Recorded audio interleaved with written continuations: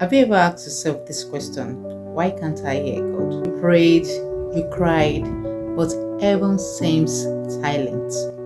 Maybe there is something blocking the free flow of revelation. Sometimes what blocks our ability from hearing from God is not just sin. It is deep-rooted iniquity, pattern of sin that has lingered in bloodlines. Isaiah 59 verse 12, your iniquity has separated you from God. Iniquity is not just what we do, it is behavioral patterns that run through generations, like sorcery, divination, adultery, bloodshed, fornication, and witchcraft.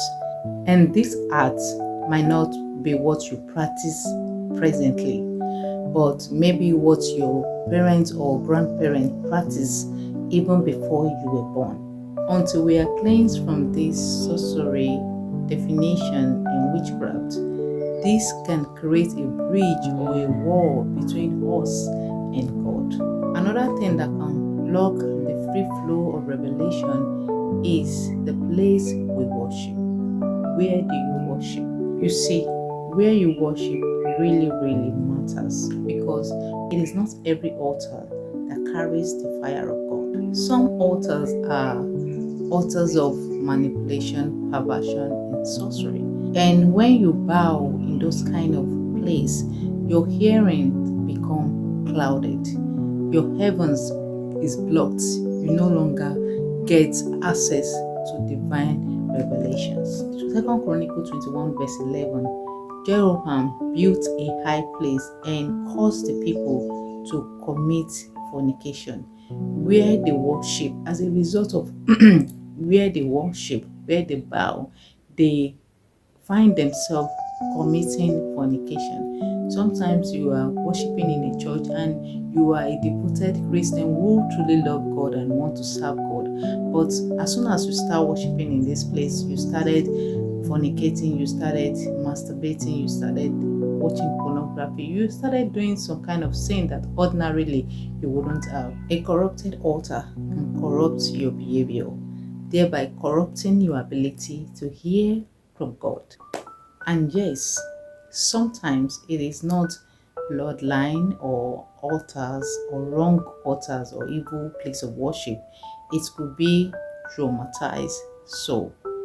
You see, pain can deaf you from hearing from God. When the heart is wounded, even divine voice sounds distant. You can no longer hear because your heart is wounded and God speaks through the heart. The scripture says, if the foundation is faulty, what can the righteous do? Because trauma is loud until you pay attention to what is blocking your divine revelation. And yes, praise be to God, because there is a way out. Take some time to figure out which of the situations mentioned in this video is applied to you. That is the first step. Awareness is very key. And that is the first step, because once a problem is identified, resolution becomes very easy. Another way to break this communication barrier is through fasting. Fasting is a spiritual tool given to us by God to break the bound of wickedness. Even Christ, before he began his ministry, he fasted 40 days and 40 nights. And this is done by Christ to break every earthly limitation and reconnect him back to the Father. So another way to break this communication barrier is through confession. James says, confess your sin one to another so that you can be healed. James 4 verse 16. Another way is for you to prayerfully change your place of worship.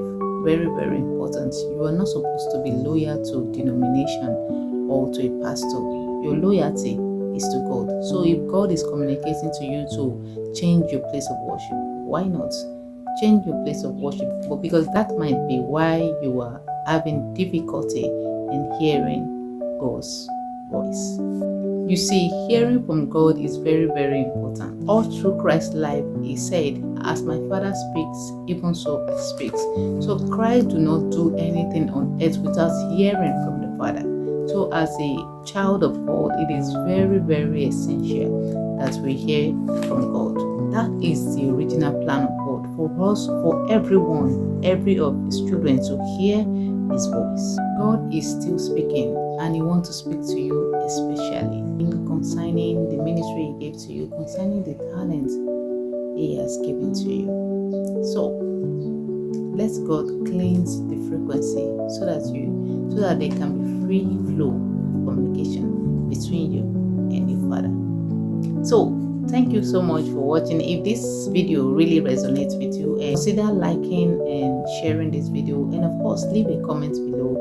Tell us some of the things that you notice in your life, or some of the things that really resonates with you in this video, and I'll see you in my next video. And don't forget, God love you and you're special.